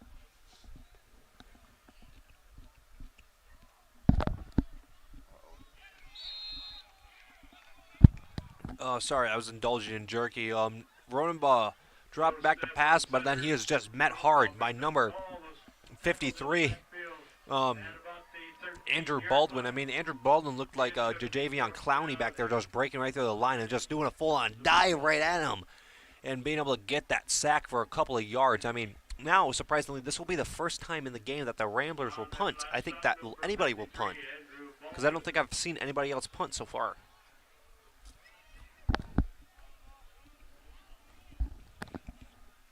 Carson Murphy to punt. Back deep to receive it for the Bucks is nobody. They have nobody back there. But Jonathan Sycamore was down there first to be able to try to get it, but then number 67. We do not have your name. He unfortunately, I'm sorry, but he ran down the field and tried to get it. And I think Jonathan Sycamore tried doing that one move that if you watch college football, that one move that USC did against, I think it was Stanford, where they tried to forcefully three guys tried to forcefully throw a dude onto a punted ball so that one of the opposing players would touch it, and then technically mean that they can grab it and then it would be their ball. It was very interesting. It was kind of funny to see too, because they like picked him up and tried like to toss him at it like a log. Now the Pine River offense will go back out there to hopefully just score one more point. I mean, wait. Oh, I forgot to say. This is where the 1,000th percentile will start. If you do not know what the 1,000th percentile is, it is Hunter Johnson goes back and then he hands it to Ryder Holmes. That's where it starts. Ryder Holmes is just met hard by Jagger Corliss and brought down. But okay, I have this thing. Me, Grayson Guernsey. I have this thing called the 1,000th percentile. It is where there is a chance that a team could come back from this big of a deficit. I mean, the reason why I believe in this so much is because Lake City game. Lake City was down by 36-0 to McBain. This is like, what is it? It's that game is so. It's scary to think about because it's like a haunting memory. Hunter Johnson under center takes the snap, hands it off to number 7, Tanner Porsche. Tanner Porsche will be brought down by number 20, Landon Keller, just coming in like a heat-seeking missile. But back what I was saying, that is the one game between Lake City and McBain. It was like a I forgot what the word is. That means like a traumatic event, but it's like one of our traumatic events that happened. Everyone remembers it. Everyone remembers when it happened. Yes. One thing that we did get is due to the sinking fund and like that one, the community being so grateful and donating some of their farmer money to us, we were able to buy 3 new buses.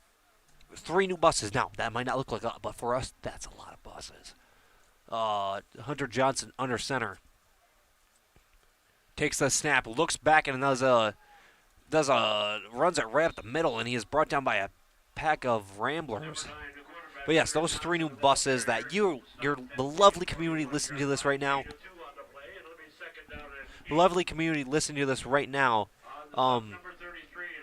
gave us and voted for that sinking fund. We were able to spend that on buses. I mean, we haven't gotten new buses since like 1972. Well, not actually, but like I'm just trying to say, it's been a long time since we got new buses. I think we've had like the same buses since the early 2000s. And for us to get these new buses, it means a lot because our buses have thousands of miles on them, and it's just we need to get new ones. Hunter Johnson in our center fumbles the snap a little bit, just runs it right up the middle, drops the shoulder, and is able to get like about 2 yards off of it, and he's brought down by number 57 Calvin Thrope. Just able to get one of his varsity tackles down. Good job by him. But yeah, we got 3 new buses, and now let me say, okay, I was back to the Lake City game, so the 1,000th percentile, the reason why I believe it so much, because I was like, there is probably a way that Lake City could come back and win this game. And guess what they did? They came back and won that game. It is the 3rd largest comeback in MHSAA, the Michigan High School Athletic Organization or Association, in history. Hunter Johnson under center takes the snap, does a little bit of pitch pass to number 5, Jericho Holmes. Jericho, I like that name too. Jericho did a good job of just running to the outside, and the McBain defense did a good job. But yeah, that happened. So I've always said if the team's down by a lot, well, actually there's 45 seconds, so I don't think it's going to happen, but I still believe it might happen. So far, I mean, as we're ticking down the clock, I think I'm going to start to talk about some of the players that won the awards in this game. You know what they should do? They should do a 5-second Hail Mary, then do a hurry-up offense, do an onside kick, get that, do another Hail Mary, then score a touchdown off that, do another onside kick, somehow get it, and then score another touchdown. Hunter Johnson hands it off to Ryder Holmes, and then Ryder Holmes is brought down by number 7, Logan Wagner. It's exactly 15 seconds left. Now, possession has changed, but that does not mean that Pine River cannot win. They can get an interception, pick 6, get to the touchdown, score a touchdown, onside kick, get that, score a Hail Mary touchdown, and there are so many ways they could win this game. But but I'm going to start reading off some of the player rewards of this game. At quarterback switch, Eli Wilt. Eli Wilt will come in at quarterback. one of the backup quarterbacks of this team. And yeah, he's just gonna be able to be the leader of this offense for one play or probably two. Wilt under center. Keller to his right. Eli Wilt takes the snap. He fumbles the snap and he's able to jump on it. And that will be clock will run, but I think that'll be the end of the game. You're right there. Unless that'll be the end of the game. And final score 30 to McBain 30, Pine River 7. And, okay, I'm going to start reading off some of the awards. Obviously for Pine River, Defensive Player of the Game. This is going to be the last time I'm probably going to say his name in a while, but good old Bobby. Bobby Lilly, number 69, won Defensive Player of the Game for Pine River. I mean, look at him. He's right at the front there leading the pack. He just knows he's the business. He just even knows it. I just thought he did a good job. He had 15 tackles. I mean, I don't know exactly a lot, but he had a lot of tackles. I mean, a very, very good game for him. Hopefully he's able to put some of those highlights on like his thing so colleges can be able to notice him. Offensive Player of the Game for the Pine River Bucks. I think I'm going to give it to probably number 7. The thing about me is I don't like giving it to quarterbacks because it's automatically going to go to quarterbacks because they always have great games. But the guy that scored their only touchdown, I think that was Tanner Porsche. I'm sorry if I don't believe, but whoever, I think it was Tanner Porsche that scored the first touchdown of the game. Whoever that was, he won Pine River's Offensive Player of the Game for that. And then for McBain, Offensive Player of the Game was probably Landon Kirk because he scored 2 touchdowns, and he just had an amazing game. For the freshman, this is just an honor to have that. And just amazing game. And then Defensive Player of the Game for the McBain Ramblers will be, let me see, number 44, Bryce Acom. Bryce Acom just had 2. I mean, last game he won Defensive Player of the Game, and I mean he had a scary injury, but luckily he was fine coming out of that, and he was able to just get it all together and have another amazing game. And yeah, I'd like to thank some of our sponsors: Ace Hardware, Little Town Jerky, obviously.